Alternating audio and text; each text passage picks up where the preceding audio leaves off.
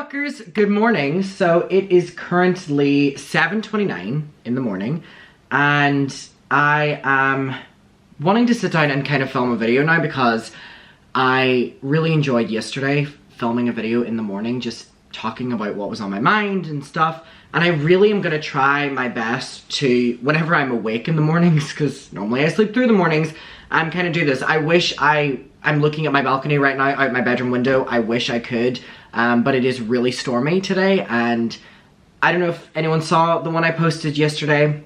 It was really fun to film. It was like really therapeutic. I basically talked about how the weather in Brighton has been absolutely like the worst it's ever been. So I just haven't really been leaving my apartment. Sorry, I put on a lot of Vaseline. I always do that. And then I get to see how big my lips are. Speaking of that, my lip filler girl, I've met her once, emailed me and then called me and was like, hey babe, it's been over a year since you got your lips done. You need to come back. And I was like, what? I was like, it's been a year? And I was like, yeah, I mean, it's literally been, I think yesterday was a year since I got my lips done. Now I got 1 mil in my lips, and people still comment on my videos and be like, oh my god, Adam's, you know, sorry, I have my like vacuum here and it's like really taking up so much room. It's like fucking huge, there you go. I get comments from people still being like, oh my god, Adam got more lip filler and isn't telling us. And I'm like, I genuinely promise you I have not gotten any lip filler since that, hand on heart, since that time. I literally would have said, oh my god, I'm so open about it. But I just don't think that they ever went down. Or, well, they did go down. They've gone down a lot. However, I feel there's still enough filler left in there. That was kind of what I was wanting to achieve anyway. I just was insecure about the fact that I literally had kind of like very small lips. So I said to her, I was like, hey, like, I don't think, you know, I need to get it done again. She was like, okay, that's fine. Like, I'm just letting you know that it's been over a year and normally people get it done by now. And I was like, yeah, like my friend Imogen, who I went and got it done with, has gotten it done 2 times since, you know, I got mine once. But I was like, honestly, like, girl, like, I will come back to you whenever I think I need them. And she was like, yeah, that's fine. I don't know why I felt the need to bring that up, but I was just, it was kind of like a moment of like, do I need to get them done again? And I don't think so. And again, sometimes I'll be on the phone with my mom and dad, and my dad will be like, you got your lips done again. And I'll be like, no, I didn't. No, I didn't. Just like sometimes I'll wake up and they'll be a little bit more swollen than what they normally are. But literally, like, this is as close to what my normal lips were than ever before, because it's, you know, it dissolves over time, and also it needs to get dissolved, like, fully if you don't want it to, you know, migrate and stuff. But anyway, I want to tell a story about this really quick. So this little bunny, you know that I have my childhood bunny right here, right? Floppy, who I love, who had a lot of dust from the vacuum just landed on him, so sorry about that, Floppy. We have Floppy right here, hence the name. And I went to the supermarket, literally like 11 p.m. last night, and which is crazy to think that that was like 12 hours ago, right? Oh my god, it was like 12 hours ago, because it's about to be like 8 p.m. so it'll be around the same. Oh my god, I've like, that was whenever I woke up, and just been awake ever since. But anyway, I was doing my shopping, and I was going and I was getting my eggs because I've ran out of eggs. I love a hard-boiled egg. And there's nothing that brings me more joy, honestly, than a simple hard-boiled egg seasoned so spicily and Tabasco hot sauce on it. There's nothing that makes me happier. Like, it is just my favorite snack in the entire world. So I went over to get some eggs because I ran out. I literally go through like cartons of eggs, and I used to be someone who was terrified of eggs. And in the bread aisle, this little rabbit was sitting, like, let me see if I literally took a photo of it. This rabbit was sitting in the bread aisle, very clearly being put back. Here, I have a picture of it. Okay, you can see. Just sitting in the bread aisle.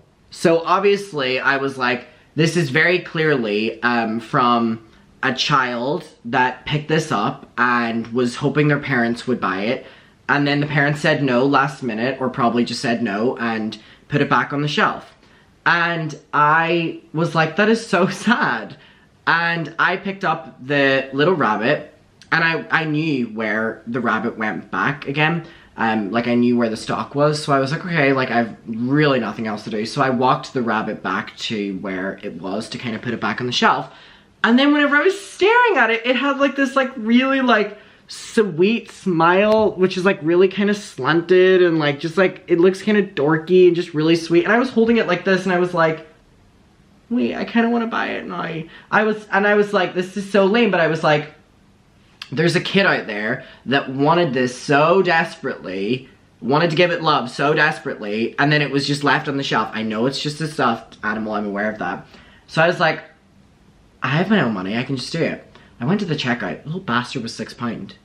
The little bastard was £6. So it was quite an expensive investment, but I don't know why, I just felt really, wholesome in that moment. So anyway, that bears therefore. So but what I wanted to do was, so the video I posted yesterday, I wanted to see if there was any comments that kind of stood out to me. I do have other things I want to talk about. There's specifically a story from Derry, my hometown, that I want to talk about, but I'm trying to see if any of the comments on my second channel video are kind of screaming out to me that I want to maybe address.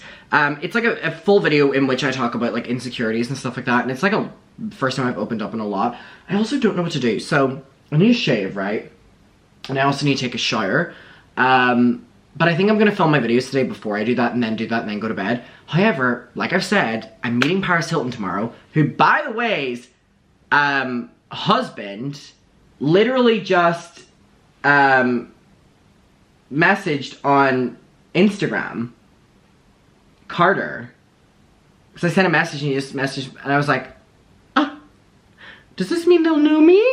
So anyway, that's exciting. But I'm meeting her tomorrow, because it's Thursday now, and tomorrow's St. Patrick's Day, and I have an outfit arriving today for that. I was gonna wear pink because it's Paris Hilton, but instead I was like, okay, it's St. Patrick's Day. I feel like she's probably gonna wear a green dress, and I'm gonna be so disappointed if she doesn't wear a green dress, because I'm literally wearing green because I'm hoping she's gonna wear green and we'll match.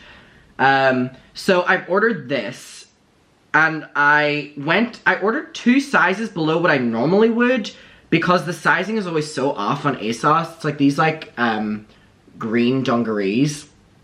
And then I ordered the white shirt. So I have that arriving today. So hopefully I don't like not hear the notification from my buzzer and like sleep through it and not get it. So where was I going with that story? Oh, so I was like, I want to look, you know, tan in my photos, and I'm really enjoying self-tanning right now. My tan needs redone like on Saturday or something like that, not Friday or today. But I'm like, do I just like, whenever I wake up today, like take off my tan and redo it again so I look like, I'm really enjoying fake tanning right now. It all stemmed from people kept making fun of me and how I looked in my videos because I was like really pale. And normally that didn't get to me, but then I started agreeing with it, and I was like, wait, I actually would love to see what I look like with a little bit of fake tan. And then I tried it and I liked it, so I'm just gonna keep doing it until I get too lazy to, you know, not do it again. But anyway, I also don't know what I'm doing so differently this time than what I was last time I fake tanned. I wonder if maybe it's in my archive photos or something like that, but I have actually fake tanned before. And it was a long time ago. Let me scroll back and find the photos. And I'm looking at these photos and I remember in the moment being like, wow, I'm orange. Like I'm literally orange, but I'm not orange now, and I have a lot of fake tan on. I have a lot on, but I put a lot less on in a different brand in this, and I'm like really orange. And I'm really confused. Okay, wait. Do you see this? I don't know if you can, I'm really orange in this photo, like straight up orange. And I have more fake tan on now, but I'm not orange. And I think maybe I just bought like the cheapest, maybe just the cheapest tan, and like this time I'm using Bondi Sands, who my friend Lauren is a sponsor of, and I messaged her and I was like, hey, like, is it actually good? And she was like, yeah. And then I tried it. It was expensive, but I feel like it's quite foolproof. It also kind of applied green rather than applying like orange, so if anyone, you know, I would recommend. Oh my god, look at this photo of Tyler and Milo. This photo of Tyler and Milo. Isn't that so cute? Look at little Tyler. Oh my god, it's so crazy to imagine like them all. I mean, look at this one as well with, oh, Look how small they all are. This is so sweet. Yeah, okay, so here was the photo. Okay, so this was the day that I was like really orange, right? Now, ironically, I pulled down the saturation in this photo because I was really, really, really orange. And I remember my friend Rachel being like, why are you that color? And I was like, what do you mean? What do you mean? Because I didn't want to say that I'd fake tanned, whereas now I'm just like, oh, I fake tanned. But I really was very orange. So not loving that, honestly. And I think I'm a lot better at it now. But anyway, what I do want to, maybe it's that I'm wearing orange, so it's kind of like balancing out. Anyway, what I want to talk about is this story. I don't know if no, I haven't told it. So, was it December or one of the last times I was back in Ireland? I think it was December time. So, there's a bar in Derry, where I'm from, called Sandino's, which is the main bar that we go to in Derry. I'm also, sorry, I don't mean to side topic because it does kind of, make sense with what I'm going to talk about. I really need to go home. I did say yesterday that I'm really, homesick. I didn't want to get into it a lot because it's not my place to talk about what other people are going through, but in my friend group right now, a lot of people are going through a lot of really rough things in terms of work, and I'm someone who really gets caught up in when other people are going through things, especially people I absolutely adore. And I've kind of been just very emotionally drained recently from that, because I'm also always stressed about what if what if no one watches me tomorrow? What if my Twitch contract gets cancelled? What if my Adam and Eve gets cancelled? These are genuine things that I fear. So whenever I'm surrounded by, and it's no one's fault, oh my god, but whenever I'm hearing other people really stressed about work, it kind of makes me more stressed about my work as well. And I really just want a reset of not being in my own head and surrounded by just myself in my apartment, and I need to go back home. My friend Joy texted me and was like, just out of the blue, we really don't talk that much unless I'm back home. Whenever you're friends from home and when you see each other, it's you've been talking all the time, but you just don't, she was like, tequila night, when you come back home? Come back home tomorrow. Let's have a tequila night. And it was just the text I needed to see. And I was all to her, I was like, your text has solidified it. I need to find a dog sitter and come home next week. So that is my goal. My goal is to go home to Ireland next week, whether it's Friday, Saturday, Sunday, Saturday, Sunday, Friday, Saturday, Thursday, Friday, something like that. I need to go home. I just want a little bit of home time where I'm not so caught up in my head, and I feel that whenever I'm back home, I'm not like that because there's so many people to see, so many things that I don't get to do that often.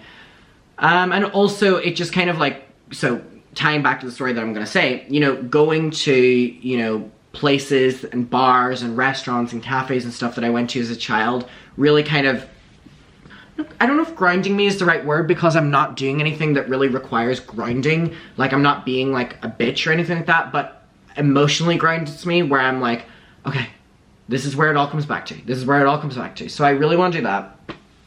And I think I am going to try my best to do that.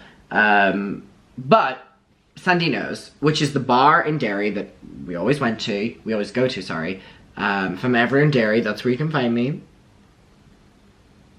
Enjoy. Sorry, my nose has been blocked this entire time. But the last time I was there, like I said, December or November or something like that, oh my god, wait. Before December and November, me and my friend Rachel went there for her birthday for Pride, which was August, ? Possibly August.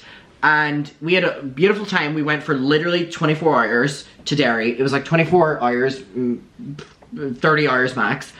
And I took her to Sandino's, which was so crazy, taking one of my Brighton best friends to my home bar.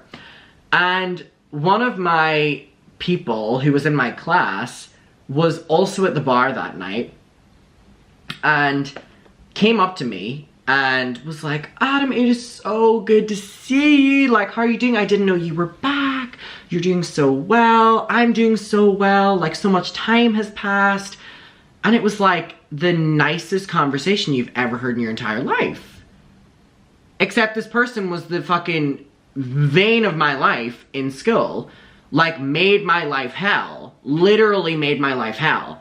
Like, one of the main, like, 3 people for my last years of school that made my life hell was my best friend at the bar that night.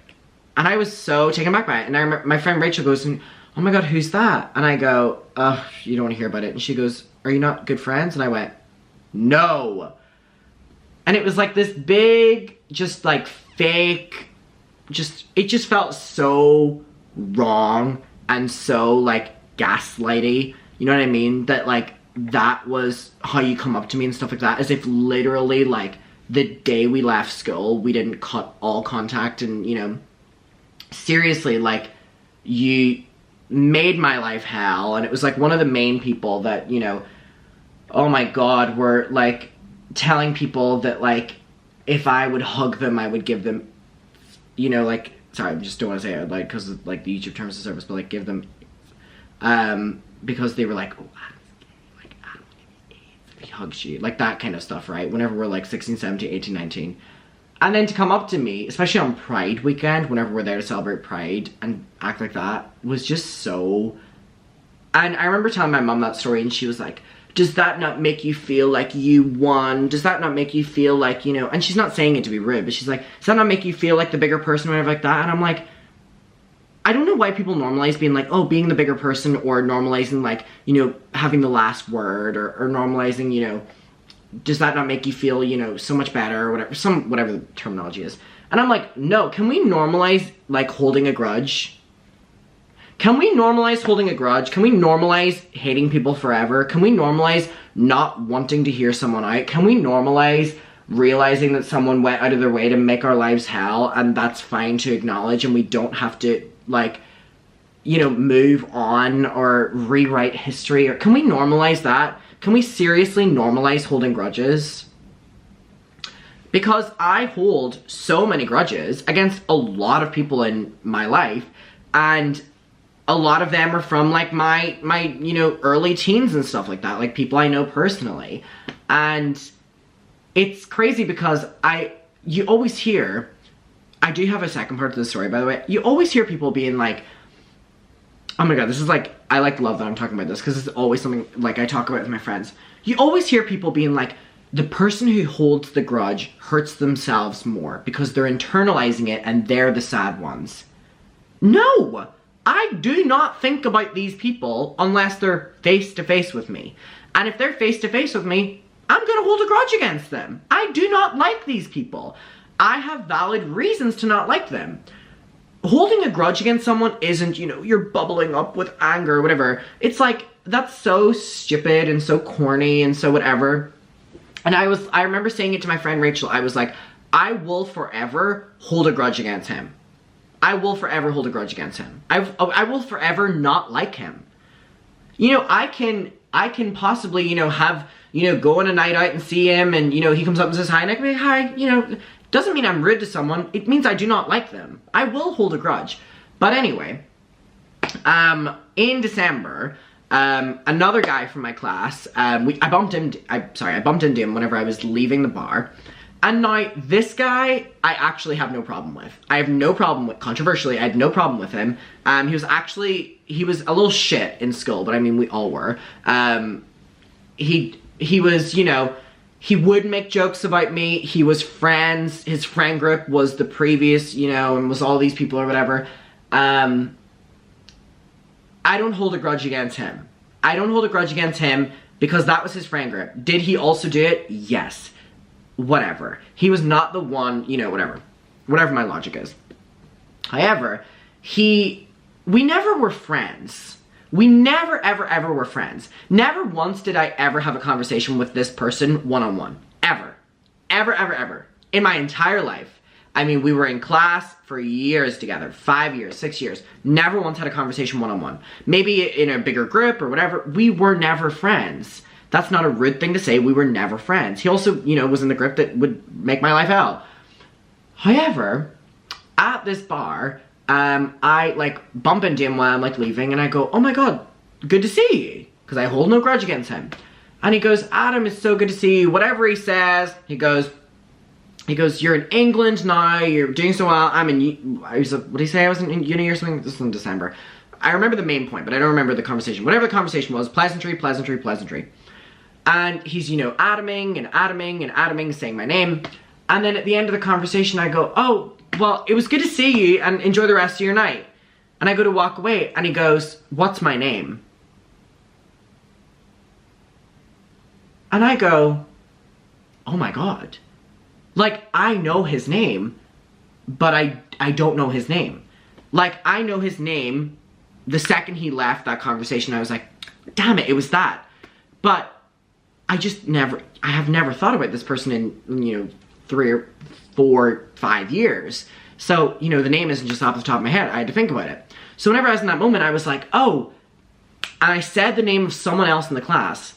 And now looking back, that wasn't him. And I do know this person's name, but it wasn't just off the top of my... And he goes, wow, I see you've changed then. And walks away. Or wait, no. No, he didn't say I see... Wow, I see... Oh my god, that was it. Wow, I see how things are now. That was it. And he walks away. And I remember being like, oh my god, like, I never had a problem with him, so I feel like such a bitch now. I feel like the worst person in the entire world. But his name is not, you know, we were never friends. We never talked. We never, you know.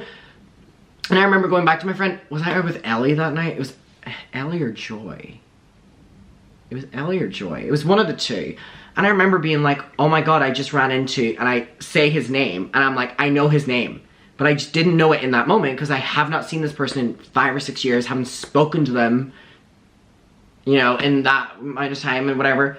And we were never friends, we never spoke, whatever like that. And they were like, yeah, don't think about it. They were like, remember? And then they named someone else who was the previous one from August.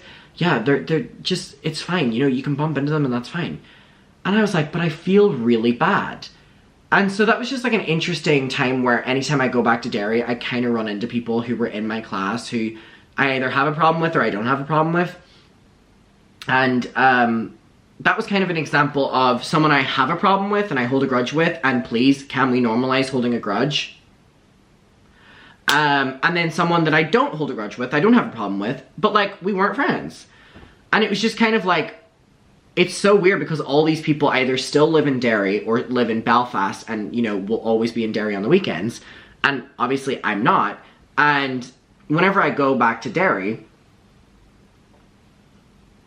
I'm very much so kind of now like an outsider, but not in a bad way. I don't get sad, I don't get whatever. I'm not in a bad way at all. Outsider in kind of a refreshing way. It's kind of like, you know, going somewhere new. Oh my god, all these new people. Kind of like an outsider though. You know, I don't, you know, go regularly to these places. The same way if they went to, you know, a place in Brighton that I went to. It's the same kind of atmosphere now. I mean, times have changed. The demographic that go to the bars are completely different than whenever I went there and stuff like that. And it's, you know, different and refreshing. However, it'll always be, you know, people from like my, I don't want to say past life, but like people from my like life before Brighton there. And it's just always super interesting how those, you know, conversations will unfold. And it's like, I just don't like people rewriting history, and I do not like people, I do not like people doing that. I do not like people acting like, oh, we're all grown up now, you know what I mean? Like, we're all grown now. Yeah, we can all be grown, but like at the same time, like, if you do really, really, really nasty shit that like ruined my time at school, made me not want to learn, made me skip school and stuff like that, I am gonna hold a grudge. Yeah. I feel like I was gonna read some of the comments on my video and then I got distracted, so let's just go through some of them. Jordan said, prices for everything now is insane. It's so hard to be in your 20s right now trying to start your life. Yeah, and I think that that is something that I'm so grateful that I kind of started that 2 years ago now. Like in a couple of weeks, it's gonna be 2 years. Like in 2 weeks, it's gonna be 2 years I moved out. The price of everything was a lot cheaper, and you know, I'm, you know, settled now. I would say I'm settled. And, you know, my apartment rent has gone up. It continues to go up. You know, my water bill continues to go up. Everything's going up. But I think I had those 2 years of, like, getting on my feet where things were moderately priced, especially compared to now. So, yeah, I can't even imagine. So Jordan went on to say, it does feel like we're the only ones experiencing it because people aren't talking about it. So this was really refreshing to hear. Honestly, I wanted to talk about it because it was something that was making me go crazy about, you know, just how expensive everything is now, how expensive it is to exist. You know, cost of living. It's insane. Sorry, I thought this was my plant water, which is what I feed my plants with. Okay, so that was about the cost of living. Now, Brazzy, I think, is talking about, whenever I was talking about my insecurities, Adam, from personal experience, I have noticed you attract what you put out. If you put out insecurities and rush into things, you won't get a quality result returned to you. Be patient, love yourself. How can you expect someone to love you if you don't love yourself? Not the RuPaul copyright. Be patient. Trust me, once you accept yourself for who you are, once you stop focusing on why you aren't good enough, and once you can accept that you're cool and you don't need anyone, that is whenever pure love will surprise you. That is the energy that you want to put out. Take your time and it'll be worth the wait. So thank you for that. Someone said, glad you're keeping YouTube as a focus. All the best on Twitch, but I really like your vlog and YouTube content. Yeah, I mean, this will always be my priority, but that's thankfully something else that I've been offered, which is a great way to kind of diversify myself on social media and diversify income, which is needed because it's scary to put all your eggs in one basket with YouTube. And so whenever I was, you know, offered it, it was basically like a guaranteed yes, because having another social media to kind of fall back on is definitely something you need as a content creator, whether you're doing TikTok and then you have your Instagram, or TikTok and YouTube, Snapchat and Instagram. Every person who knows what they're doing on social media will always have a fallback social media in case something goes tits up. So if, you know, something was to happen to my Twitch, you can find me on YouTube. If something happens to my YouTube, you can find me on Twitch. That kind of thing. That's why I have, you know, my Discord and my Facebook group and stuff. It kind of allows people to, you know, be a part of the community where you get the updates and you know what's going on. E said, Mucker, I've just been accepted for uni in Brighton. Congratulations. And I'm anxious about leaving my small town where everyone knows everyone, to a city where I know literally no one. But watching you create a home for yourself has inspired me to embrace jumping in the deep end. P.S. I've always enjoyed your Paris videos. Thank you. Alright. What you're saying there is, you have no idea. You have no idea. Everything you said is like a text I sent my friends whenever I moved here. About moving from a town where everyone knows everyone to a place where you know no one. Now, I'm gonna cut the bullshit. There were, and I thought about this recently, and I was like, I cannot believe that that was something I did here. There were so many days and nights in Brighton, and my parents don't even know about this, my friends don't even know about this, 'cause I never told anyone because it was so depressing, where I would literally walk to the beach on a very busy night, and I would sit on the beach, and I would just hope someone in any of the groups would come over and talk to me. And I would literally, I would tell myself, okay, you sat there for 3 hours last night, maybe try 4 hours, maybe try 5 hours. One of the nights I was sitting on the beach for like 6 hours, literally just on my phone. On my phone. I had a battery pack with me. I basically thought to myself, I cannot, this was whenever I was really going through like a depression as well, because I was like, shit, I've made a, you know, mistake, I have no friends, I don't know what to do. I would sit on the beach, and I would be like, I need to go home now. Like, no one's talking to me, and then I'd be like, or I'm really cold. But I would be like, I'm not allowing myself to go home, because I can't complain about not meeting friends if I'm not at least out in public. Which just wasn't good logic. Like, who's gonna come up to someone who's just sitting on the beach? So what I want you to know is it is hard. It is difficult. But here's what I would advise someone. Don't do that.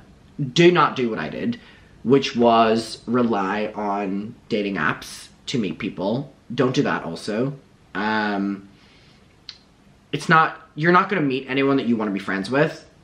Like, even, I'm not saying about relationships, you're not gonna meet anyone you want to actually be friends with. Number one, you need to figure out if you have anyone who knows anyone in Brighton. First person I ever met in Brighton was someone who was a friend of their friend. We had nothing in common. Nothing in common. He talked to me about football the entire time. We had nothing in common. We spent 2 hours walking around Brighton, then went to the pub, and he had a beer, and I had a vodka cranberry. No, I had a vodka Diet Coke. I had a vodka Diet Coke. And that made me feel, okay, there are people out there. Then he was like, you'll really like my friend. Introduced me to the friend. Me and the friend didn't get along, but we still went out, went to coffee. Then I started going to a bar that I knew was friendly enough. And I would go and, you know, order one drink and kind of sit with the drink for a while, taking in the atmosphere of the bar. And I went to the bar enough times where me and the bar staff started, you know, having, you know, little banter. And then on one of the days, one of the bar staff was like, hey, I want to introduce you to my friends. Introduce to the friends. That's the friend group that I'm currently in. Obviously I can't say that'll happen for everyone, but that was my experience. And then also, I really did have an unfair advantage because I was posting videos being like, I'm moving to Brighton and blah, blah, blah, blah. And there were Molly, who I'm still friends with, and Imogen, who I'm still friends with, and Rachel, who I'm still friends with, and other Rachel, are all people who reached out to me on my YouTube videos whenever I moved to Brighton, being like, we're in Brighton, we watch, let's meet up. I'm still friends with Rachel to this day. Rachel lived with me for a bit. Talk about trusting someone. Rachel has looked after my animals while I went to Paris, while I went back home. Talk about the jump in trusting someone. It is hard. It is hard. And anyone who tells you different is bullshitting. Oh wait, you're going for uni. Okay. Fuck what I said. For some reason I was anticipating like you were doing the same thing as me. Okay, I wish I did what you did. You're gonna have uni, dorms, flatmates. You're sorted. You're sorted. Even if you don't like these people, you meet their friends. You go on nights out with them and then meet people that you do like. Oh no, you're fine. Oh my god, no, you're fine. Oh god, I wish I didn't just go into my like depressing spiel of my life in Brighton for a couple months. My goodness, I wish I didn't say that now. Well, good luck! Let me see. Mucker, I want you to know that dating gets easier with time. When I was your age, I thought I would never find someone who would make me happy. That ended up not being true, and you will too. I didn't find the right one until my late 30s. There's a lot of love on this video, which I really appreciate. People are talking about, I was talking about the really extortionate train prices, and they're like, yeah, that's, you know, better to pay than, you know, car with, you know, global warming. A lot of people are saying that as well. But yeah, that's just kind of where I'm at right now. That's my vibe for this morning. I just heard a crash from the kitchen. It's not a good sign. They've either knocked over Tyler's ashes box again, or they've knocked down a picture frame of him, or they've knocked down cutlery, or they've knocked down my flowers. Aren't cats just a dream? Aren't they a dream? That's all I really have to talk about this morning. But yeah, they were kind of some things that were on my mind. I just got off a 5-hour live stream on Twitch, so I'm surprised I'm even still talking. Which, it was so much fun. It was so much fun though. So I'm gonna spend the rest of my day filming videos before I go to bed, and hopefully I only sleep for a little bit, so that I can, you know, go to bed tonight, wake up, and go to London tomorrow. Because I just need to meet Paris Hilton. Anyway, I mean, I have tickets. I am guaranteed being here. Okay, I love you. Thank you for being here, and I'm excited to try my best to do this as many days in a row as possible, even if it's not in the morning, just like any time of the day, like taking a little moment where I'm at that day. I appreciate you being here. Thank you so much, and I will see you in my next one. Bye. Mwah.